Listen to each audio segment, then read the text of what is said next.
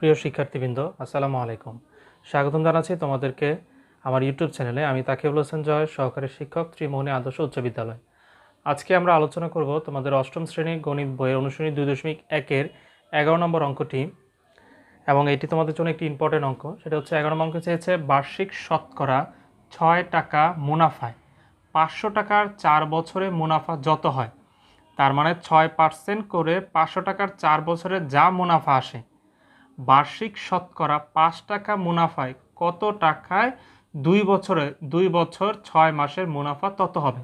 অর্থাৎ এই যে 6% করে 500 টাকার 4 বছরের মুনাফা যা আসে, সেই মুনাফা কত টাকা, সেই মুনাফা হবে 2 বছর 6 মাসে 5% হারে মুনাফায় কত টাকা জমা রাখলে।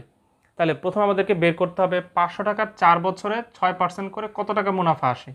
সেই মুনাফাটাকে ধরে আমাদেরকে 5 টাকা মুনাফায় ওই সময়টাকে আসল নির্ণয় করতে হবে। তাহলে প্রথমে আমরা নির্ণয় করব মুনাফা। 11 নম্বর অঙ্কের সমাধান লিখব প্রথম ক্ষেত্রে। এখানে যেহেতু দুইটা ক্ষেত্র, একটা হচ্ছে প্রথম, এটা হচ্ছে আবার আরেকটা। তো লিখব প্রথম ক্ষেত্রে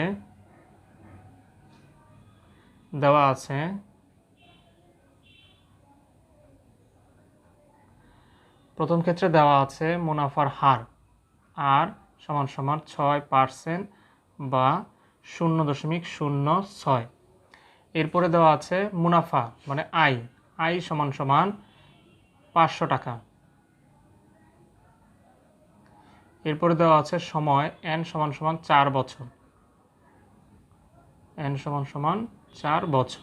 তাহলে আমাদের বের করতে হবে মুনাফা। তাহলে আমরা জানি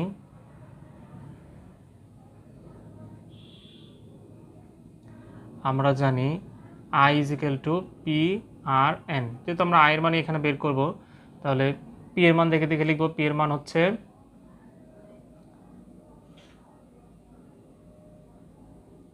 মুনাফা 500 টাকা। আচ্ছা, এটা হচ্ছে P সমান হচ্ছে 500 টাকা, কারণ আসল হচ্ছে 500 টাকা। P সমান সমান 500 টাকা। তাহলে P এর মান হচ্ছে 500 গুণ আর মানে হচ্ছে 0.06 গুণ n সমান হচ্ছে 4 বছর। তাহলে আমরা যদি 500 গুণ 0.06 গুণ 4 একত্রে সবগুলো গুণ করি, তাহলে আসবে 120 টাকা। তাহলে প্রথম ক্ষেত্রে আমরা পেলাম যে যদি সে 6% 6 টাকা মুনাফায় 500 টাকা 4 বছরের জন্য জমা রাখে, তাহলে সে 4 বছর পর 120 টাকা সে মুনাফা পাবে। এরপরে আবার দ্বিতীয় ক্ষেত্রে যেটা বলছিল যে বার্ষিক 5 টাকা মুনাফায় কত টাকা বা 2 বছর 6 মাসে মুনাফা তত হবে। তো লিখব দ্বিতীয় ক্ষেত্রে দেওয়া আছে বার্ষিক শতকরা 5%, তার মানে আর সমান সমান 5% বা 0.05। এরপরে হচ্ছে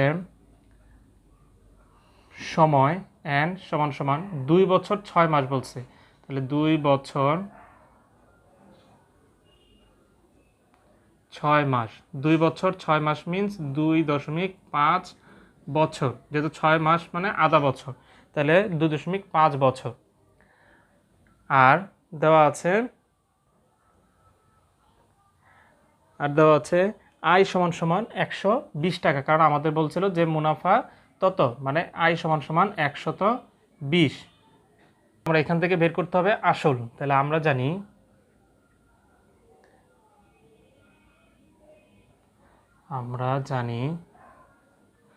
I = P/N। তাহলে আমরা এখান থেকে বের করব আসল মানে P।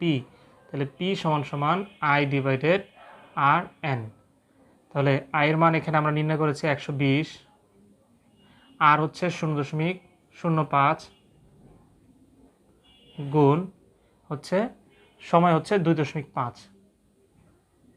তাহলে আমরা যদি 0.05 গুণ 2.5 গুণ করে সেই গুণফল দিয়ে 120কে ভাগ করি, তাহলে আমাদের আসবে 960 টাকা।